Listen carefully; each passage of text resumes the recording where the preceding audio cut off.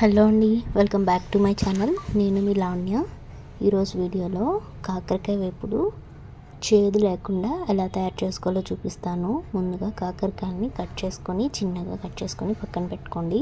తర్వాత ఒక కళాయి పెట్టుకొని అందులో కొంచెం ధనియాలు, జీలకర్ర, పుట్నాల పప్పును వేసుకొని డ్రై రోస్ట్ అయితే చేసుకోవాలి. వాటిని అవి మంచిగా దోరగా వేపేసుకొని మిక్సీ జార్లో వేసుకోండి. చల్లారినాక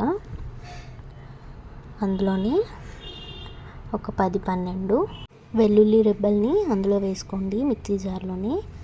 అందులోనే కారం కూడా, కర్రీకి సరిపడా కారాన్ని కూడా ఆ పౌడర్లోనే యాడ్ చేసేసుకోండి. అది మెత్తగా పౌడర్ లాగా మనం మిక్సీ పట్టుకోవాలి.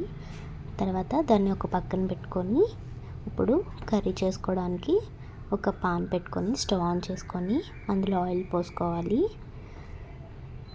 తర్వాత మనం కాకరకాయని ఉప్పు, పసుపు వేసుకొని చేదంతా పోయేలాగా మెత్తగా స్మాష్ చేసుకొని తీసుకోవాలండి. వాటిని ఆయిల్ హీట్ అయిన తర్వాత అందులో కొంచెం ఫస్ట్ కరివేపాకు వేసి తర్వాత ఇట్లా ఉప్పు, పసుపు వేసుకొని స్మాష్ చేసుకున్న కాకరకాయ ముక్కల్ని అందులో వేసుకొని మంచిగా క్రిస్పీగా అయ్యేలాగా మనం వాటిని ఫ్రై చేసుకోవాలి. అందులోనే సాల్ట్ని కూడా చూసి అడ్జస్ట్ చేసుకోండి. ఎందుకంటే మనం ముందు వాటిని స్మాష్ చేసినప్పుడు ఉప్పు వేసుకుంటాం కాబట్టి తర్వాత మనం సాల్ట్ని చూసి వేసుకోవాలి. సో అవి మంచిగా వేగిన తర్వాత మంచిగా క్రిస్పీగా అయినాయి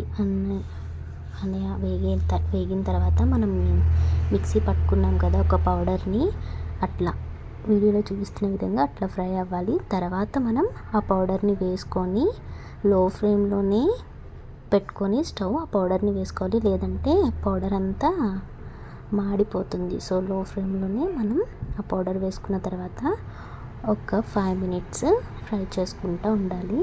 ఆ తర్వాత స్టవ్ ఆఫ్ చేసేసుకోండి.